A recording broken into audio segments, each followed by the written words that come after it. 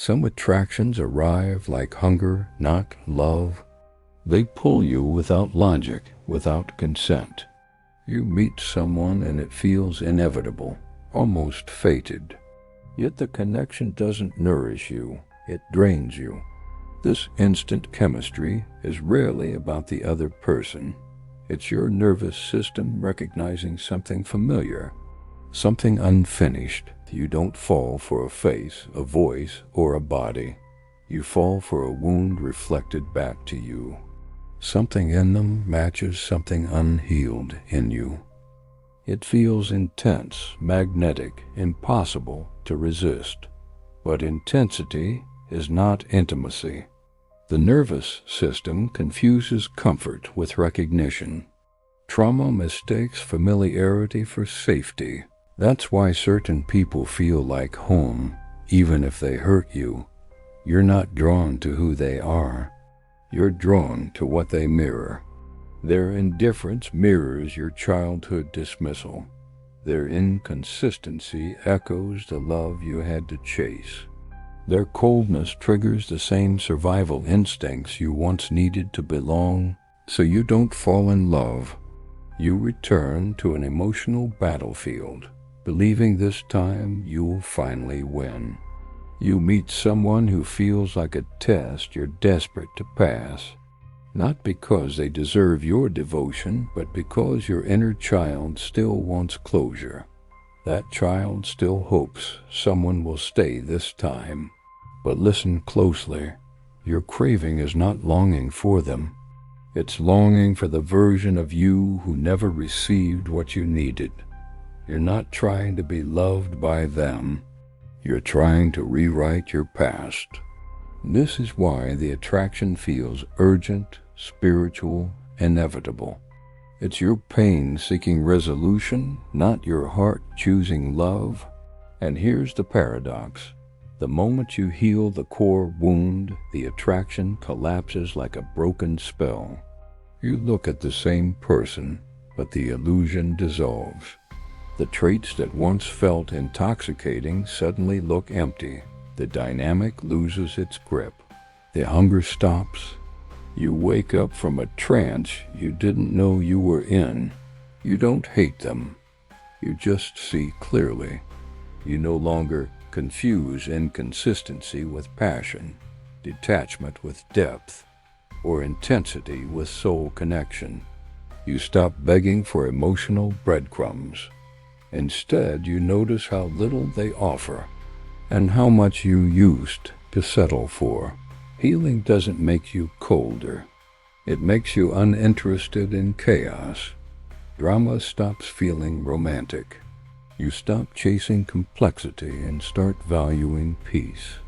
You realize emotional availability isn't boring. It's safe. And safety is where true love breathes. Your nervous system stops craving the unpredictable. The thrill fades. The fog lifts.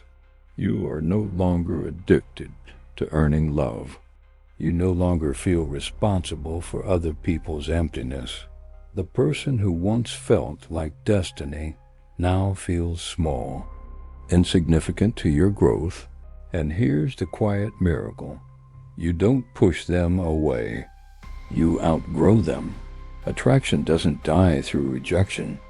It dies through clarity. When you stop needing their validation to feel worthy, the entire bond dissolves without conflict. No fight. No goodbye. Just freedom.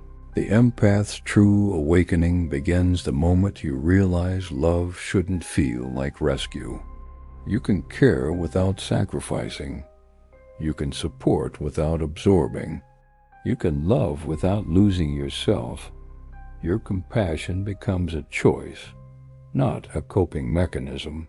You stop being drawn to people who need fixing. You stop playing healer, therapist, or emotional sponge.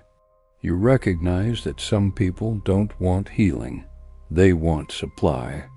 They want admiration, attention, devotion, not transformation, not truth. Before healing, this dynamic felt normal. After healing, it feels heavy. You notice how drained you become around certain personalities. You see how much effort you invest compared to what you receive. You recognize manipulation disguised as vulnerability, charm masking emptiness. You no longer confuse emotional hunger with love. You start to crave reciprocity. You want someone who meets you, not someone you tirelessly uplift. You don't want a puzzle to solve. You want a partner who brings their own wholeness to the table. And this shift changes your magnetism.